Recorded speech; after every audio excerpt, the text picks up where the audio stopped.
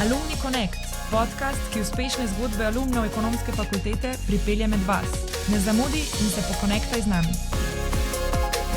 Digitalni marketing ni več prihodnost, ampak sedanjost oglaševanja zelo dobro razume današnji gost Nejc Slovnik. Nejc je uspešen podjetnik večkrat nagrajene marketinške agencije PointOut. Ima več kot 10 let izkušenj v digitalnem marketingu, poleg tega, da je podjetnik, pa je tudi predavatelj, ki svoje izkušnje in znanje prenese na vse nas. Nejc, pozdravljen. Živijo, Filip. Daj mi povej, prej sem te že malo vprašal, ko smo se srečali tam na gor v recepciji.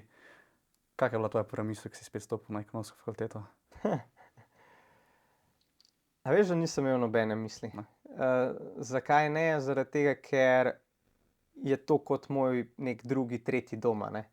Tako da sem tukaj preživel veliko časa, tudi potem sem se konstantno vračal. Od tega, da sem bil nekaj časa vodja alumni marketing sekcije, se pravi alumni kluba, ki je pokrivala področje marketinga, od tega, da sem veliko izobraževal kot asistent, ampak bolj sem se videl sebe kot gosta iz prakse, ki je poskušal študente, čim bolj opremiti, kaj se v praksi dogaja in biti mentor. Tako da ja, tukaj sem kar veliko časa, predvsem nekje od 2007 pa do 2015, 8 let res veliko preživel. Pol se pa vsako leto, kot sem ti omenil, ne, tudi lani sem se vrnil, sem bil gost pri enem predmetu na IMB programu, tako da ja, to je moj drugi, tretji, četrti doma, ne, tako da. Super, pa dejva, preden si ratal tak profesionalec v tem, kar počneš, a ne? Kako se je začel? Na ekonomski fakulteti si študiral marketing na dodiplomcu. Zdaj, zakaj si sploh izbral prvo ekonomsko fakulteto? Si se vedno videl v biznisu ali bo to čisto spontano zaradi nekih zunanjih vplivov takrat? Vedno sem se videl v biznisu, tukaj so pa tiste korenine, ki ti jih da okolje, In moj oče je bil poslovnež, direktor, takrat že, ko sem bil jaz v gimnaziji, in zgledoval sem se nekako po njemu, ali pa mi je predstavljal neko inspiracijo, Tako da sem se od nekdaj videl v poslu. Nisem pa takrat vedel, da bom podjetnik, da bom imel svoje podjetje. Bolj sem se videl, da bom delal neko podobno vlogo na vodstveni poziciji kot on, morda mednarodna kariera. Tako da potem je bila odločitev za ekonomsko fakulteto dosti logična poteza, Potem pa skozi študij in predvsem skozi delanje v društvih, delanje na projektih, je pa vzklila ta podjetniška ne ideja, ampak želja, imeti nekaj svojega, razpolagati s svojim časom, delati projekte, puščati sled, To je bilo potem tisto, kako je vse skupaj vzklilo. Kako si pa v bistvu sploh prišel, ker če smatram po sebi, ko prideš kot študent na ekonomsko fakulteto, je že sama zgradba je ful velika, Obdan si z veliko število ljudmi. Kako si nekako sploh prišel do tega, do obštudijskih dejavnosti, kot so društva, pa potem sodelovanje na raznih projektih? Kaj je v bistvu se zgodilo od tebe, da si se za to odločil? Če grem čisto v svoje bit delovanja, mene z eno besedo, kako bi opisal to bit, je želja po rasti, vedoželjnost. In iz te vedoželjnosti, tudi ko sem prišel na ekonomsko fakulteto, sem vedel, da teorija ne bo dovolj in da moram nekaj več, si roke umazati, če po domače povem. Tudi v gimnaziji, ko sem bil, tudi v osnovni šoli, če grem toliko nazaj, sem bil od nekdaj zvedav, in me zanimajo zadeve. In tako, ker sem vedel, ker sem tak po naravi, sem vedel, da moram nekaj zraven početi. In potem sem se priključil, tako kot ti, če se ne motim, management grupu. Tam smo začeli delati projekte. Potem je prišla ta nova prošnja po delu pri študentski borzi. In takrat že zelo v mladih letih, ali pa ko sem bil na faksu, sem začutil, koliko je smiselno pa dobro, da povezuješ teorijo in prakso. Jaz sem zelo tak človek prakse ali pa pragmatičen človek. In če bi jaz samo teorijo poslušal, moje pomnenje je veliko slabše, kot pa če povezujem prakso s teorijo. In ko smo te projekte delali, in kar sem izkusil preko delanja na projektov, sem potem tudi lažje osvojil tisto teorijo, bolj se mi je usedla v možgane, v glavo. Ja, nekako je bilo lažje razumevanje, ker Tako je. si že poskusil ta postopek, ali pa ta Tako je. model in si videl, koliko je v bistvu nek odziv to dejansko v praksi. Tako. Potem pa si se odločil pa za IMB. Kako je prišlo do tega? Vemo, da zdaj, a ti si bil na rednem študijskem programu IMB, 1 leto. Zdaj je dosti študentov ima željo do tega programa, ker vemo, da je med top 100. Ne? Kako je prišlo do tega? Zakaj? Ja, pri meni je zgodba malo drugačna kot pri povprečnemu mogoče študentu, kot si zdajle opisal, a ne. Jaz sem vmes že na dodiplomcu šel študirati v tujino, oziroma imel Erasmus izmenjavo na Švedskem. Se tudi vpisal na podiplomski program, najprej en drugi, Okay. na ekonomski fakulteti, ampak z namenom, da imam status in grem na prakso v tujino. In sem šel v Anglijo na prakso. Zakaj sem to naredil?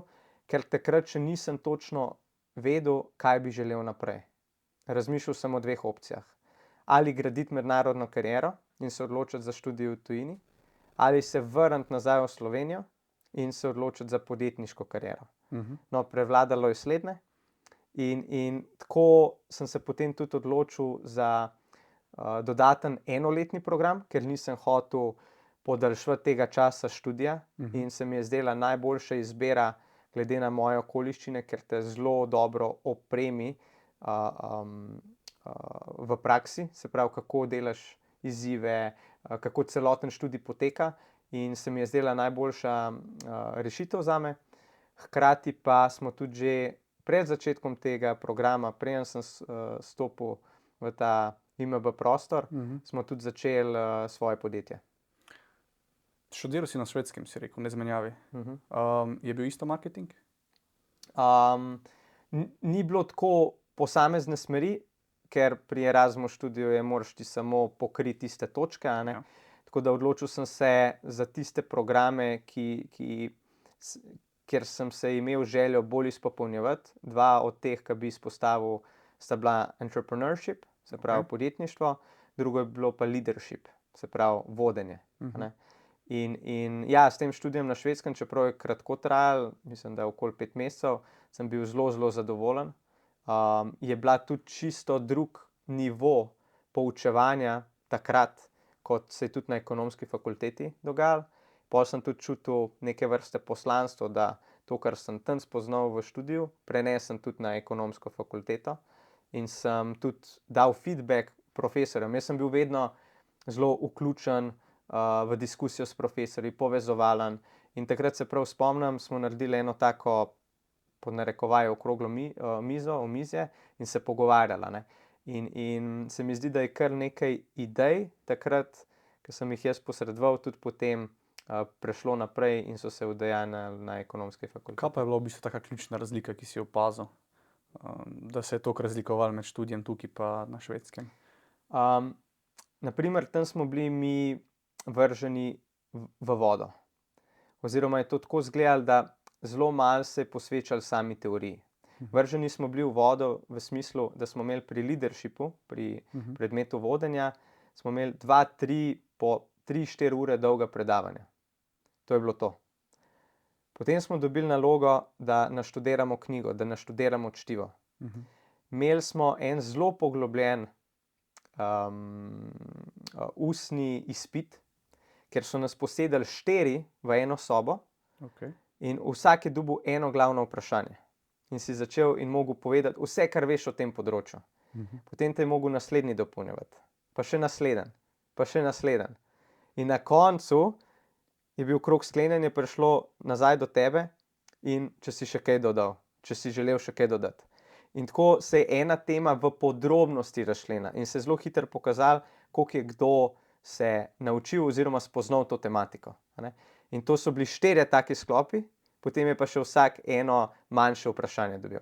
Meni se je zdelo, da sem vse znal, pa sem še vedno dobil 23 točk od 25. Ne. Okay. Se pravi, to je bil začetek. Ampak oni so nas s tem opremili s teorijo. Potem smo pa delali samo na izzivih, v skupinah, na paperjih. In smo tako potem utrjevali to teorijo. Ne. In to mi je bila do takrat najboljša izkušnja. In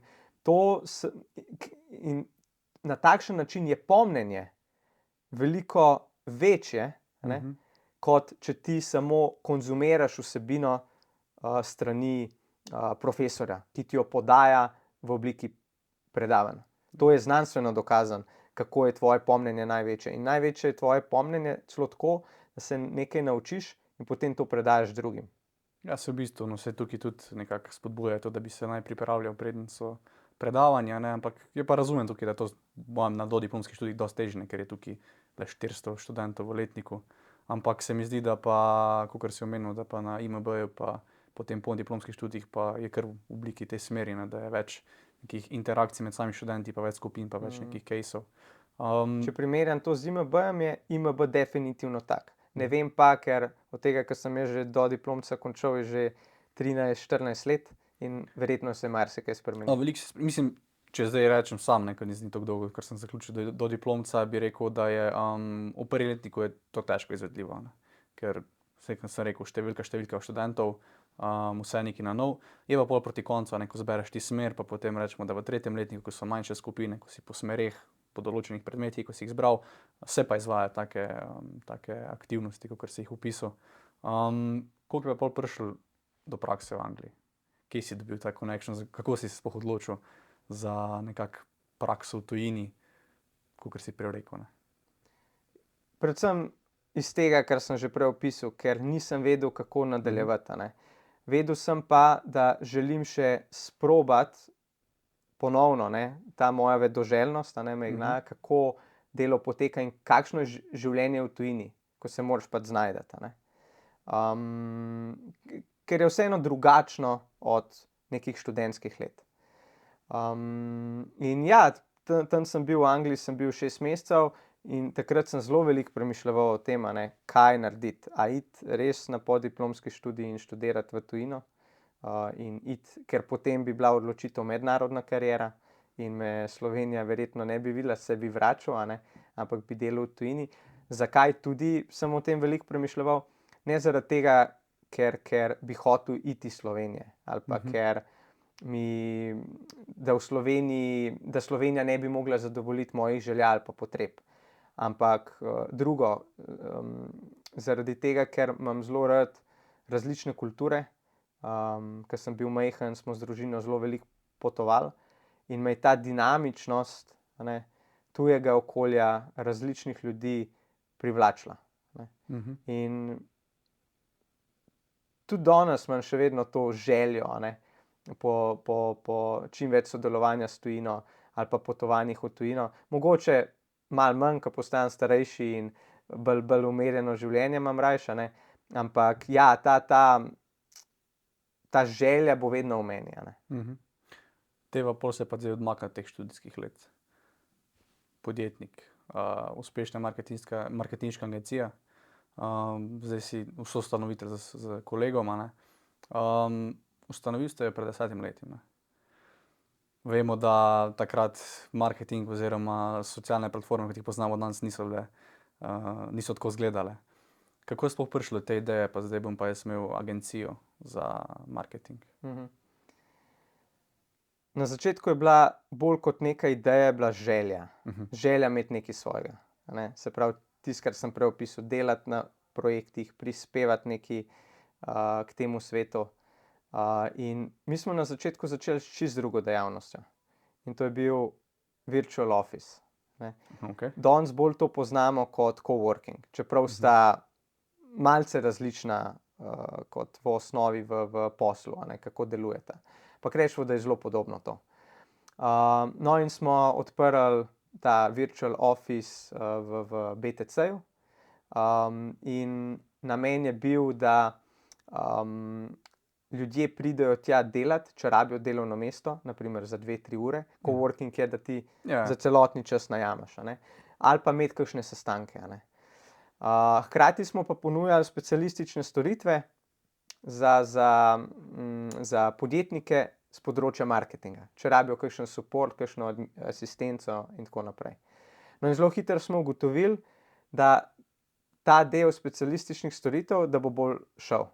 Hkrati pa, da zakaj virtualna pisarna v Sloveniji ne deluje toliko, ker smo zelo navajeni kulturno, greš v lokal, se zmeniš, greš v restauracijo in tako poteka posel. Ne. No, se zato me zanima, ne, ker Predvsem pri podjetnikih. Ne. zato me zanima, ne, ker v bistvu mogoče danes bi malo drugače bil ta virtual office oziroma coworking prostori, kakor je zdaj malo bolj to modern, nekako prihaja ta nek trend pa oziroma ta nek način dela, sploh zdaj po koroni, ko smo bili home office, ne. Da takrat pa verjamem, da je mogoče malo težje in potem ste videli neko priložnost v, se pravi, temu pomoč podjetjem pri marketingu, pri Tako. rasti. In ko smo to zaznali, smo potem pivotirali v marketinško agencijo. Zelo zanimivo je bilo to, da smo bili ime podjetja oziroma naše storitve, bolj natančno, je bila Poslovna oaza. In potem, ko smo pivotirali, smo bili tudi še vedno kot marketinška agencija Poslovna oaza. Ampak to ime ni najbolj pasalo zraven tega, kar smo potem počeli. In potem smo tudi ime zamenjali in smo želeli ohraniti ta PO in iz tega je potem nastal brand Point Out. Podjetje je imelo drugo ime in smo ga šele, mislim, da 2019 spremenili, da je tudi podjetje bilo Point Out in povezano z našim brand nameom. Pa dajva bolj konkretno zapluti v ta marketing. Kakšna je razlika med marketingom 10 let nazaj pa danes? Kaj so tiste neke ključne spremembe, ki si jih tekom svoje te podjetniške kariere z agencijo opazil, da se je spremenil na recimo poslovnem trgu oziroma pri podjetjih?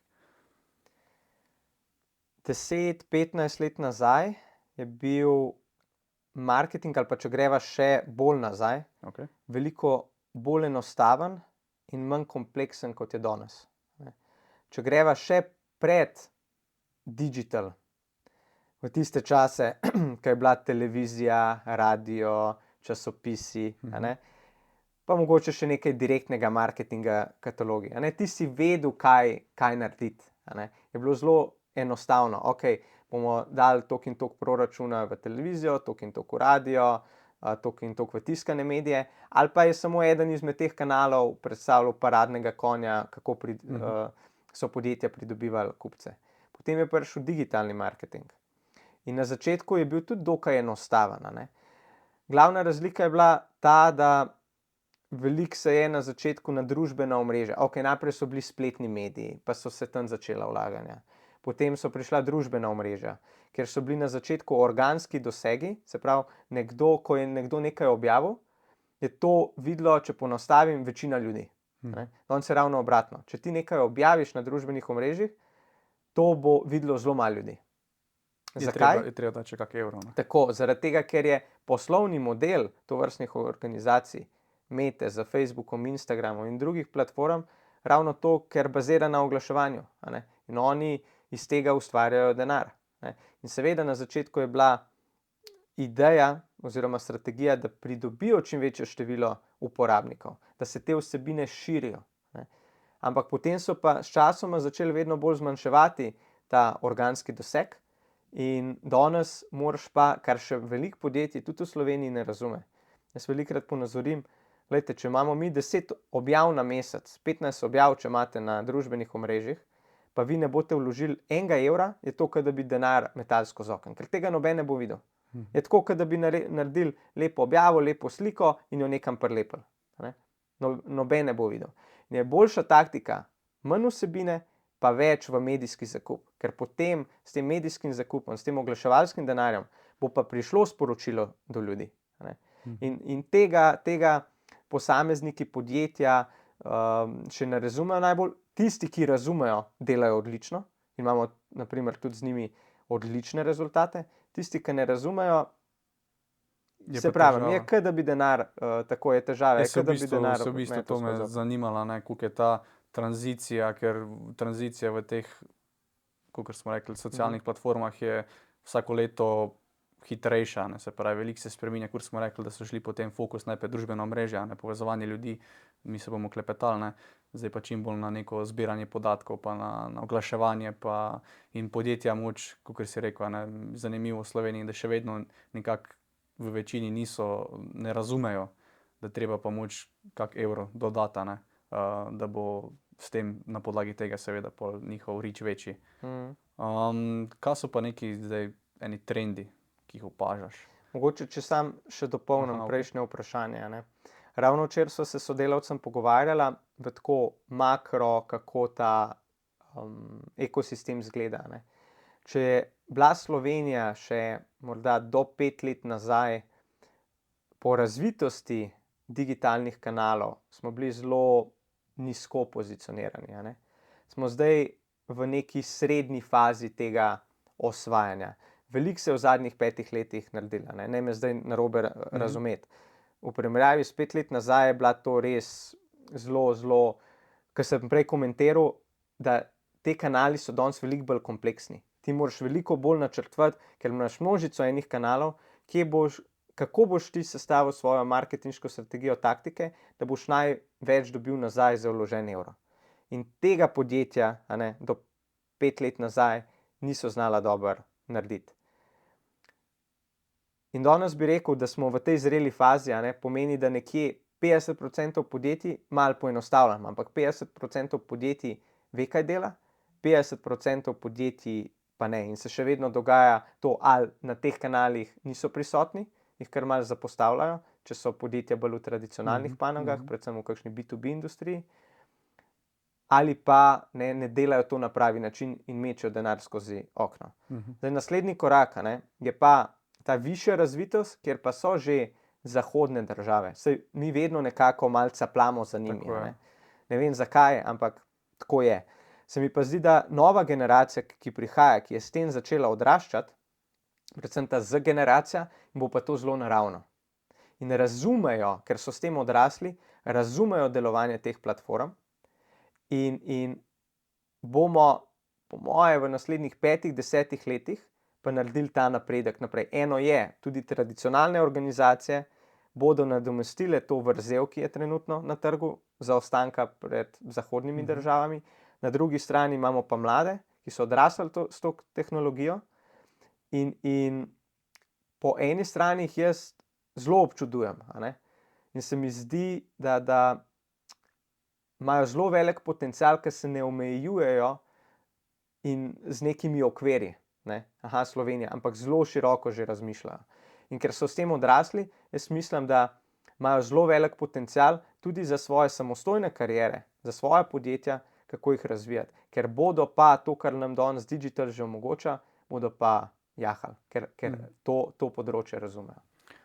Dej, ko sva rekla, da sva govorila o tem tradicionalnih podjetjih, a ne. Vemo, da Slovenija oziroma podjetništvo Slovenije je dosti nekega takega tradicionalnega pristopa, ne, se pravi, imamo neka večinoma družinska podjetja, ena generacija, druga generacija. Kako je pa neko dojemanje, se pravi, podjetij v Sloveniji, da bi pa outsourcali storitev, kakor ste ve, marketinške agencije, ne? A je to, jim je to zdaj nekako normalno oziroma stremijo v to smer, ali mi še vedno vseeno si mislijo, bomo mi to sami, čeprav vidijo, da ni nekih rezultatov. Kako je neko dojemanje tega v Sloveniji? Čisto odvisno je od podjetja do podjetja, a ne. Tukaj bi lahko karkoli povedala. Težko kakršnokoli smer opredelim.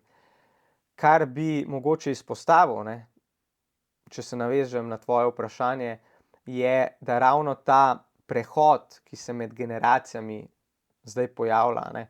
V 90. letih, ko se je Slovenija osamosvajala, je veliko posameznikov, družin ustanovili svoje podjetje, a ne. Danes so te posamezniki stari in se bližajo pokoju, ne. So stari, rečemo, nekje med 55-65 let, a ne. In to prenašajo tudi družinska podjetja na svoje sinove, hčerke in tako naprej, a ne. In kaj se tukaj dogaja, ne, je, da podjetja seveda imajo izziv, ali pa te posamezniki, ki so ustanovili podjetje, ki so danes starejši, da to spustijo roke in spustijo pač vodenje podjetij svojim sinovom, hčerkam, a ne. Zdaj, tisti, ki spustijo roke in jim prepustijo mlajšim, imajo te mlajši nove poglede in vizijo, kako razvijati ta posel. In oni so bolj pripravljeni, ker so spet zrasli s temi tehnologijami, več vlagati v to. Tisti, ki pa ne spustijo to najbolje ali pa še vedno vplivajo na odločitve potem mlajše generacije pa teže delajo ta napredek. Poznam kar nekaj tovrstnih obrtniških, pri nam je obrt, ali pa če greš še na to področje, velikokrat jaz rečem, da imamo mi v Sloveniji več obrtnikov kot podjetnikov. To je razlika. Razlika je v načinu razmišljanja. Veliko podjetij, ki je bilo ustanovljeno še v 90-ih letih in ta starejša generacija razmišlja zelo na obrtniški način. Mlajša generacija poskuša razvijati ta podjetniško miselnost. Je tudi za njih težko, ker so se učili od svojih staršev, od starejše generacije. In ti se določene zadeve priučiš iz okolja. Tako da tudi na ravni Slovenije imamo zaradi zgodovine, pa da smo vedno bili podjarmeni oziroma delali za nekoga drugega, se je razvil ta podjetniški mindset. In naša naslednja naloga, kakor jaz gledam, je, da iz tega podjetniškega mindseta zrastejo pravi podjetniki. Za generacija, kakor sem prej rekel, ni obremenjena s tem, je že sta 2 generacije vmes. Se pravi, za generacija so koliko bi to bili, eni 45-50, rečemo 2 generacije vmes. In imajo že drugačen način razmišljanja in bolj podjetniški način. In še za eno generacijo, ne vem, kaj prihaja, mislim, da zdaj alfa, bo pa to tudi ponovno drugače. Ker tekom generacij se potem te vzorci, kar smo se navadili, počasi začnejo razblinjati. In to bi rekel, da je predvsem izziv. Če to vrstne starejše generacije spustijo, zaupajo mladim in jim pustijo voditi svojo vizijo, imajo to vrstna podjetja veliko boljše možnosti se razvijati in tudi nastopati v tujini. Ko govorimo, Slovenija je izrazito izvozno gospodarstvo, mislim, da 75%. Mi moramo iti v tujino, ne smemo samo na slovenskem trgu čarati, ustvarjati, ker to je samo trading oziroma trgovanje en z drugim. Mi moramo iti v tujino, premajhni smo, 2 milijona nas je. In tudi starejša generacija je bolj zaprta bila v osnovi. Mladi pa gledajo širše, zaradi te svoje neobremenjenosti. Zdaj, tudi samo opažam, predvsem v zadnjem času, ker je veliko teh, YouTube je tudi v porasti z raznimi podcasti pa z tem video marketingom. Opažam, da je tudi kar nekako v trendu, v bistvu, da mlade nekako pomikajo v to, da je dobro izkupiček oziroma dobro uporabljen čas za nek zaslužek, da imaš svojo digitalno agencijo.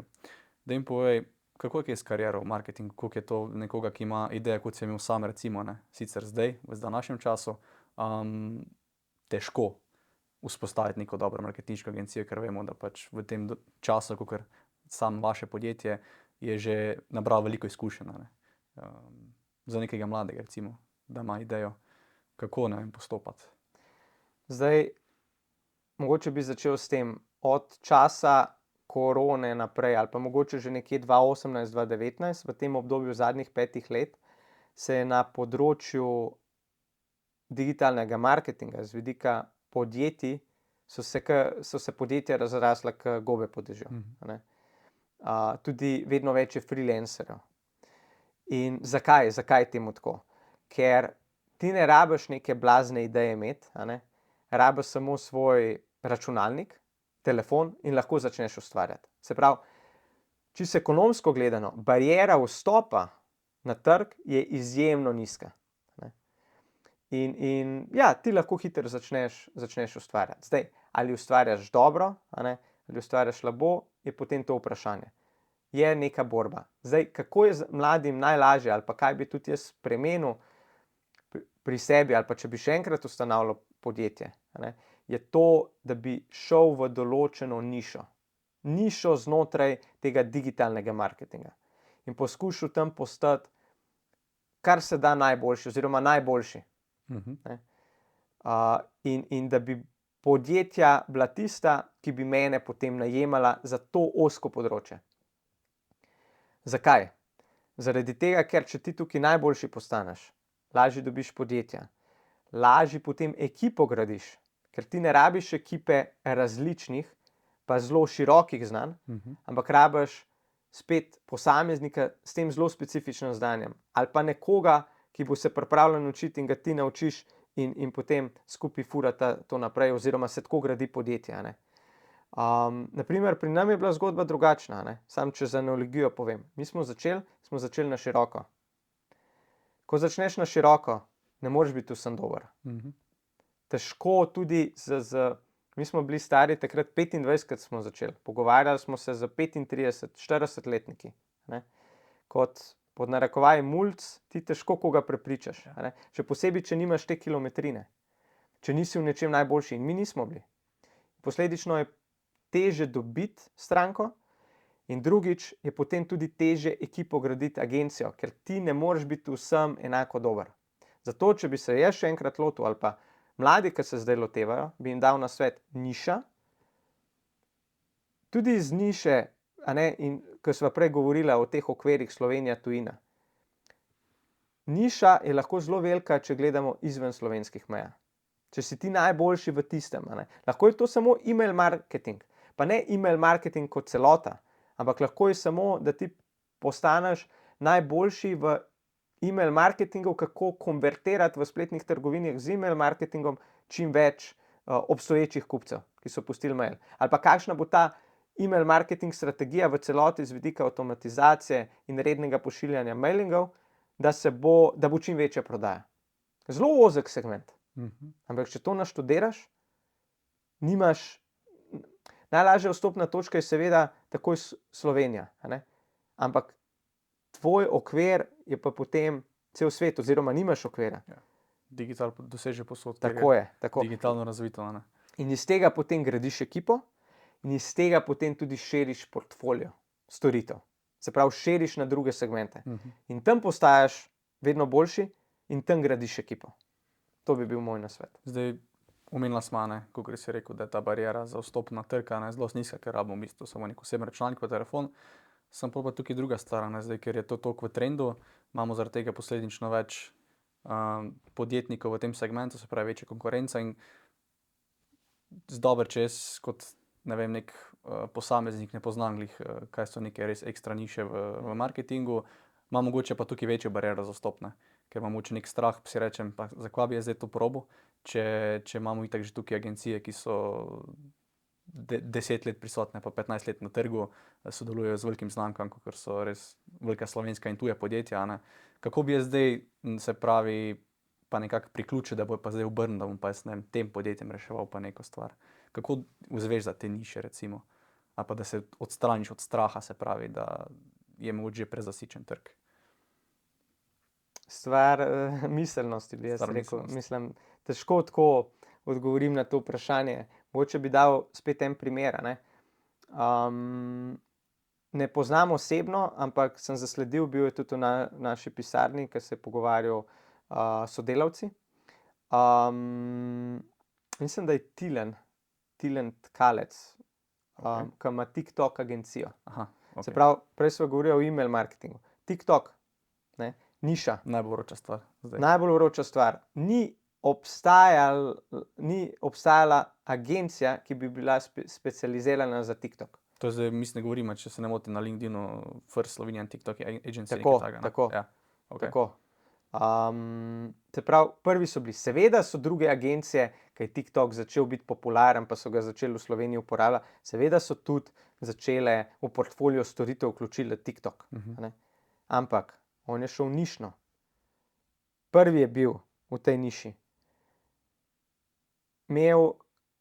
Se pravi, posameznik, ki ni imel, bi jaz rekel, kakor ga opazujem, ovir. Poiskal si je mentorja, ki ga je vodil skozi ta proces, izkušenega podjetnika. In se povezal, se pravi, s pravimi ljudmi, tudi mentor mu je odpiral vrata do drugih podjetij. In če si ti dober ali v tisti zadevi, pa hkrati kaj greš njemu v korist, je to, da je to platforma mladih. On in ekipa razume. Noben drug ne bo tako dobro razumel, ker se oni pogovarjajo s 30, 40, 50 letnikom v firmi, naprimer vodjo marketinga, direktorja marketinga ali pa upravljalcem blagovnih znamk. Oni ne bodo tako dobro razumeli. In karkoli pod narekovaje bo on povedal, ali pa predlagal strategijo, pa kaj lahko dobijo v zameno za to, mora biti digital, je merljiv. Ja, bo verjetno vsekakor boljša, kot bi naredili podjetje sami. Tako. Pa poznajo tudi, danes se digitalni marketing zelo veliko dela z vplivneži. Ja, influencers. In jih je tudi njih treba vključiti v ta proces nastopanja na TikToku. Ampak to so spet generacija podobnih. In to je ta niša, pa ta dostop. In je iz večjih zornih kotov zelo dobro te zadeve povezal. In ne delajo samo v Sloveniji, tudi v tujini delajo. A pa mogoče vidiš kakšno težavo oziroma s tem, da dnevno narašča število influencerjev, število nekih vplivov, ki želijo, se pravi, jih podjetja uporabljajo, se pravi, za targetiranje nas kupcev, uporabnikov. A vidiš možnosti, da bo kakšna meja, da bo en threshold, se pravi, tukaj se postavi. Kako gledaš na to? Ja, jaz bi tako rekel, jaz sem vedno zastopnik vsebine, se pravi kakovostne vsebine. In zdaj, tudi influencerji, imamo več tip influencerjev, vplivnežev. Imaš nekatere, ki se prodajo za vsako stvar, in nimajo neke rdeče niti. Pač kako se trg tukaj z vidika vplivnežev prečiščuje, na začetku je bilo več takih, ki so delali vse. Ampak vedno se zgodi povratna zanka. To so potrošniki opazili. Ja, en dan si ti spromoviral, zdaj to promoviraš, vse to ne gre skupaj. Ali pa sploh niso stestirali, ali pa so promovirali. In je prišel ta povratna zanka strani potrošnikov, ljudi, vedno uporabnikov, vedno dobiš nazaj povratno informacijo. Ti lahko po narekovaji fejkaš samo določeno količino časa, potem te folk skonta. In ta trg se je začel prečiščevati na tak način, da in vedno bolj bo šlo, po mojem mnenju, v to smer, da boš ti vplivnež za neko dotično področje, za nekaj, o čemer si ti passionate, strasten, v nekaj, kar ti verjameš. In posledično, ja, bo veliko takih posameznikov, ampak bodo podjetja zelo načrtno potem delala s tovrstnimi posamezniki. Se pravi, ti potem ne boš imel, naprimer, 20 podjetij, s katerimi boš sodeloval, ampak boš imel, naprimer, 4-5 podjetij, s katerimi boš pa zelo tesno sodeloval. Ampak zakaj? Ker se bo povezal s svojo strastjo, s svojim poslanstvom, s svojo sledjo, ki jo želiš puščati na tem svetu. In to so tista prava sodelovanja. Zakaj? Ker potem se zgodi kakovostna vsebina. Potrošniki pa spremljajo nekega vplivneža, da dobijo dodano vrednost, da dobijo kakovostno vsebino, da se od njega nekaj novega naučijo. Tako da tako mislim, da se bo to področje razvijalo. Imamo še pa zdaj drug tak zelo pereč oziroma zanimiv vpliv, umetna inteligenca. Vsak dan se bolj razvija, na nekih segmentih je že prisotna. Kako pa ti vidiš vpliv umetne inteligence v marketingu? Kaj bi ona nadomestila, kaj so moč neke grožnje, ki jih lahko povzroči, glede iz vidika, se pravi, da jaz kot človek, ko imam neko znanje, da sem mogoče nadomestljiv oziroma tako bo podjetje optimiziralo svoje poslovanje, recimo. To je tako večen problem, ki se pojavlja. Vedno, ko pridejo nove tehnologije, se začne strašiti, ja, ljudje bodo pa izgubili zaradi tega službe. Če pogledamo mi skozi zgodovino, vedno, ko se je zgodil nek preboj, je več ljudi imelo zaposlitev. Če gremo čisto nazaj, industrializacija. Mi smo bili prej kmetovalci, se je zgodila industrializacija, smo začeli delati v tovarnah. En primer, ko je prišel izum elektrike. Takrat so se v mestih zvečer prižigale luči na petrolej in je obstajal poklic prižigalca luči s petrolejem. Ker je prišla elektrika, to ni bilo več potrebno. So oni izgubili delo. Tako je bilo ogromno takih momentov skozi zgodovino, bi lahko ogromno našli. Ampak to je napredek. In z vidika napredka je potem vedno večja potreba po delovnih mestih. Če gremo spet ponovno pogledati, koliko je danes delovne sile. Včasih ženske sploh niso delale. Danes jih pa rabimo, celoten ekosistem rabi tudi ženske da delajo, ne, da ustvarjajo. Veliko se govori tudi o univerzalnem temeljnem dohodku. A ne. Ko bo šlo tako daleč, če razmišljamo naprej od umetne inteligence, pa roboti, a ne, bodo pa roboti obdavčeni, a ne, za svoje delo. In bomo mi dobili univerzalni temeljni dohodek in bomo delali na drugih stvareh, tudi tiste stvari, ki nas bolj veselijo. A ne. Tako da vedno, ne, ko se to pojavi, začnejo ljudje strašiti. Ampak če gremo pogledati za nazaj, vidimo, da se je iz tega vedno nekaj dobrega zgodilo. Ne. In tako bo tudi tokrat. Zdaj, če se navežem še na tvoje vprašanje, kako se pa to v marketingu, ne, pojavlja, bi mogoče rekel to, da seveda, ko je ChatGPT prišel ven, je bil en tak boom. Boom z vidika, da so ljudje to začeli uporabljati. Zdaj se je malo poleglo, a ne. Ker to tehnologijo, a ne, je treba sprobati. Je treba sprobati narediti kakšen projekt, videti, kako deluje, in prvi projekti že nastajajo. A ne. Mogoče enega takega izmed večjih, a ne, ki bi omenil, pa sem ga zasledil, ki je tudi moj kolega naredil, Andrej P. Škraba. A ne. Astra AI. A ne. Ki je imel projekt, ki je prej sam naredil, a ne, posnel ti videokurse. A ne. In kako so zdaj fantje naredili, ne samo on, ampak ekipa, ki je na tem delala, kako so iz tega napredek naredili. A ne. In kako imaš ti lahko zdaj ne samo neko konzumacijo, ki si ti Andreja poslušal, ko je tisto video razlagal, ampak zdaj je bolj ta proces, ne, kot da je to tvoj inštruktor in delata 1 na 1. Ne. In to ti ta tehnologija omogoči. To pa ne pomeni, da zdaj matematičnih inštruktorjev ne bo več. Pa tudi, če jih ne bo več, bodo pa nekaj drugega počeli. A ne. Ampak ljudje smo socialna bitja. A ne. Vedno rabimo ta stik. A ne. In tudi danes se želimo vedno bolj odmikati, ker toliko časa preživimo za ekrani. A ne. To je tudi proces bil zadnjih 20-25 let. Včasih, ali pa 30, včasih niso delali na računalnikih. So imeli, ne, papir, ne vem, pisalne stroje, kalkulatore. Danes se pa želimo odmikati od teh ekranov in mogoče je to ravno nasprotno, dobra, a ne, dobra zadeva z vidika evolucije in da se bomo lažje odmaknili od teh ekranov, ker ljudje, saj še naslednjih, moje 30-50 let, bomo pa tisti, ki bomo mogli še vedno kreativno, strateško razmišljati. A ne. Ta tehnologija nam lahko omogoči boljšo učinkovitost. Tako, kot nam je assembly line, se pravi proizvodna linija, ko jo je ustanovil Ford, za Ford T-model, a ne. Če gremo spet v zgodovino pogledati, takrat ni bilo proizvodne linije in so ljudje delali po 12 ur, 6 dni na teden. Ko je on to naredil, kaj se je zgodilo? Zaposleni so začeli delati 8 ur na dan, 5 dni na teden in bili bolje plačani. A ne. In potem se je to širilo naprej.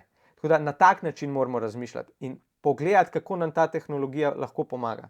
Kaj mi delamo v agenciji, je, da trenutno še zelo raziskujemo oziroma sprobavamo različne platforme, kako nam lahko olajšajo delo in povečajo učinkovitost. Se pravi, prihranijo čas, da lahko potem z vidika, če mi določene zadeve avtomatiziramo s pomočjo teh tehnologij ali pa prihranimo čas našim zaposlenim, bodo oni lahko več svojega miselnega procesa vlagali ne za operativo pa delanje stvari, ampak za razmišljanje, kako zadeve še bolj narediti. In to so naši asistenti, umetna inteligenca bo naš asistent, kako zadeve še boljše narediti in kako jih delati na bolj učinkovit način. Tukaj me pa to zanima, Alen, ker zdaj, ko bo umetna inteligenca, ne, vsakič bo boljša kot neko orodje, mi pa bomo neki kreativci, ki bomo zadaj snovali stvari. A ne.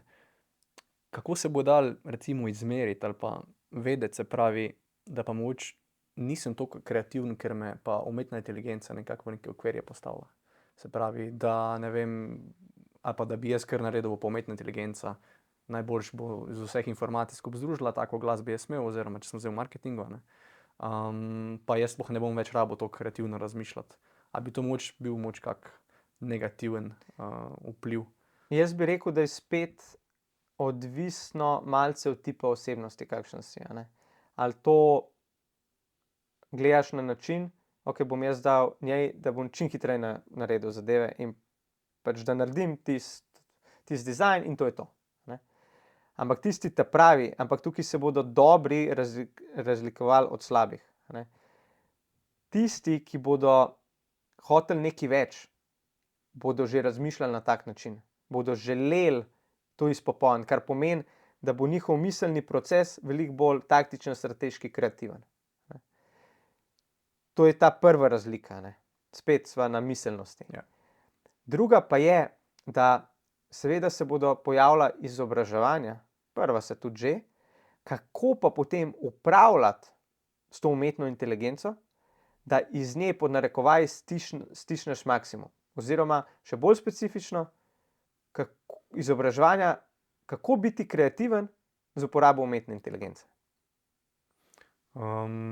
Zanimivo. Po mojem se obeta še veliko enih novosti pa stvari, ki bojo mogoče kar ponovno pretresle v svetu marketinga, pa tudi na drugih področjih.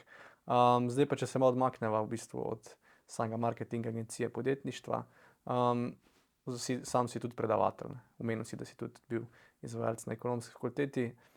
Od kje imaš pa passion tukaj? Zakaj, kako, mislim, ker imamo ljudi, ki imajo ful znanja, pa niso radi govorci oziroma imajo težavo, da bi nekako to predali naprej. Ti imaš pa glih kontra, imaš pa passion, da nekako širi znanje in si rad v vlogi predavatelja pred veliko publiko. Kako, zakaj? Zdaj, če grejo spet zelo nazaj, ne, v osnovno, srednjo šolo, jaz sem imel včasih tako tremo pred nastopom, da je to noro. In sem se vse zadeve naučil na pamet. Potem, ko sem pa prišel na ekonomsko fakulteto, sem si pa rekel, da se bom pa postavljal v situacije, da bom čim več nastopal. Čim več bil pred občinstvom. In tako je rasla moja, od tega straha, ki sem ga imel, je začela rasti moja samozavest, ne. Potem naslednji korak je pa te iz moje spet, kaj je moja bita, ne. Od vedoželjnega nejca, od osebe, ki ima željo porasti. Če dodava k temu še nov segment je, da se pravi, vse, kar jaz delam ali pa poskušam delati v življenju, je povezan z rastjo. Ali je to povezano z mojo osebno rastjo, ali je to povezano z osebnostjo partnerke, družine, podjetja, in je to povezano z rastjo ljudi okoli mene, posameznikov, ne. Tudi z vidika podjetja, če gremo na raven posameznikov, eno je entiteta kot podjetje, drugo so pa ekipa, a ne. Je pač moj način vodenja, da se osebe čim bolj razvijajo, da jih opolnomočim, da jih potisnem v vodo, ne. To pomeni, da jih ne bom prepustil, da se utopijo, ampak jim bom pomagal splavati. Ali pa, ko bodo klecnili, a ne, jim bom dovolil, da klecnejo, ampak ko bodo klecnili, bom pa zraven in jim bom pomagal vstati. Ker zakaj? Ker tako se bodo največ naučili. In tako bodo oni tudi zrasli, a ne. In tako prideva potem tudi do izobraževanj, ki so pa en segment tega oziroma predajanje znanja. Da potem posamezniki, a ne, od tega znanja, ki sem ga jaz pridobil skozi leta, skozi izkušnje, potem predajam naprej in omogočam posameznikom razvoj, rast, nove poglede. A bi rekel, da, ne vem, tako v par besedah, da se morajo v bistvu študenti čim več izpostavljati takim situacijam, da mogoče krepijo neko to komunikacijsko sposobnost oziroma predstavitev, ker ne glede na to, kje bomo nekoč delali, v bistvu bo vedno treba nekaj predstaviti, pa je to 2-3 ljudem ali pa to veliki publiki. Kak bi bil tukaj nasvet s tvoje strani? Ker si sam rekel, da si imel težave v srednji šoli, pa si potem tukaj se pa upgradal v tem. Odgovor je absolutno. Ne? Absolutno. Zakaj? Spet, če pogledava iz teh zornih kotov najnega pogovora, ne? Prihaja umetna inteligenca, vedno bolj jo bomo uporabljali. In če pogledamo, katere bodo tiste veščine, ki jih bomo mogli imeti, so povezane z komunikacijo, medosebno, predstavljanje nečesa, podajanje argumentov, a ne, diskusija, kako zadeve najbolj zapeljati, miselnost, kako nekaj narediti, oziroma razmišljanje z vidika celostne slike, ne, strateški način razmišljanja, empatija, in tako naprej. A ne. Tako da, ja, absolutno ta del, a ne, z vidika, da se ti izpostaviš, a ne, ja, je zelo težko. A ne. Jaz sem imel, tako kot sem opisal, ogromen strah pred tem, ampak sem imel pa, verjetno je bila Želja v večja. meni tako želja večja, a ne, po tem razvoju, po tem napredku, od strahu. Zdaj pa, tudi mi danes ne bi tukaj sedela, ne? Če bi ne bi bilo nekih povezav, kontaktov. Res je. Pa me zanima, kakšno dodano vrednost vidiš ti v mreženju, tako med samim študijem, pa potem tudi po njem. Najlažje to opredelim z morda sledečo analogijo oziroma razumevanjem mreženja, a ne, ali pa kaj jaz z vidika mreženja zagovarjam.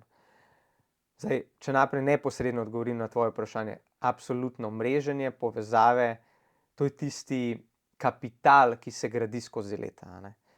In spet, morda se navežem na prejšnje vprašanje oziroma moj prejšnji odgovor, a ne, bi k temu dodal še mreženje kot eno izmed ključnih veščin.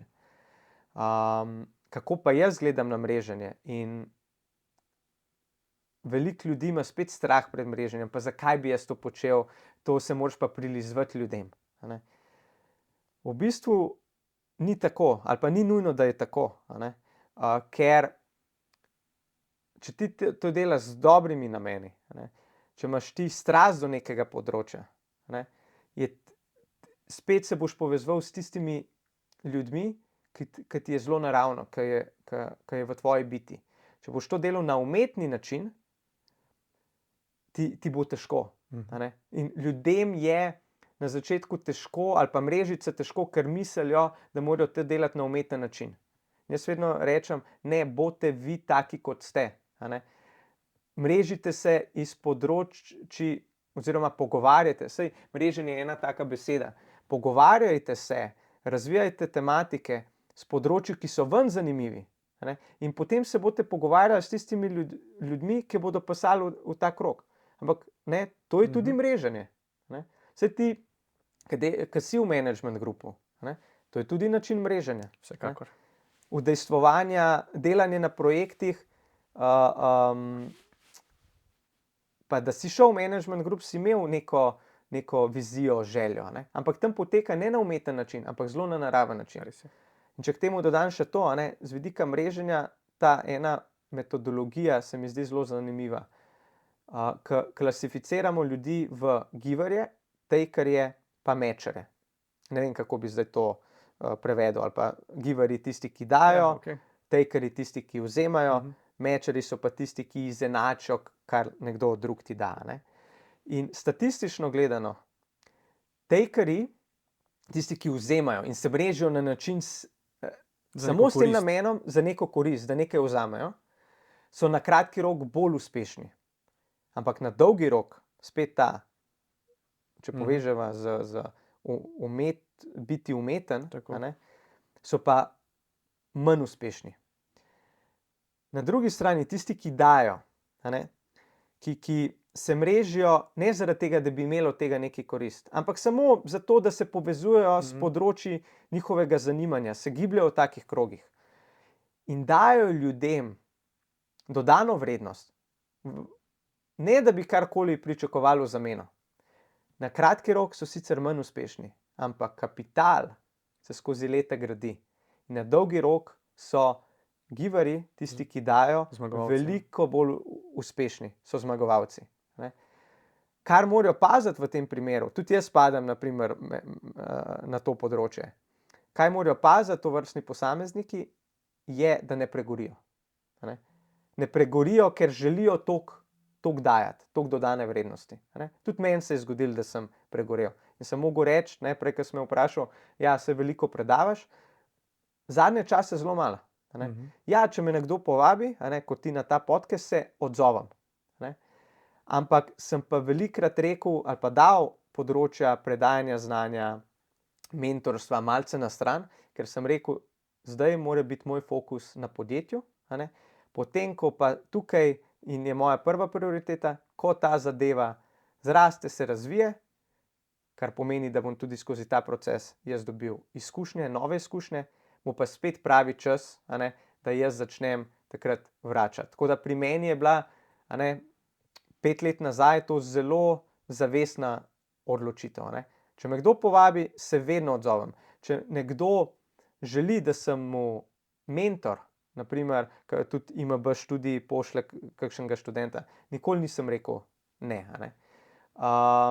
Se pa ne postavljam v te situacije ali pa ne čutim trenutno potrebe, da bi to počel, oziroma je moj fokus drugje.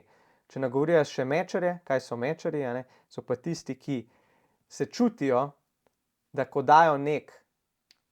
dobijo nek nasvet, da morajo to vrniti. En tak primer so, če analogija Hare Krišne. Hare Krišne ti ponavadi neko knjigo ponudijo, ker vejo, da v psihologiji, kako ljudje delujemo. Ti ponudijo neko knjigo kot neko darilo, potem pa te vprašajo, a bi kaj prispeval. In potem zaradi tega, ker si ti nekaj dobil, se čutiš dolžnega nekaj dati nazaj. In na enak način delujejo mečarji.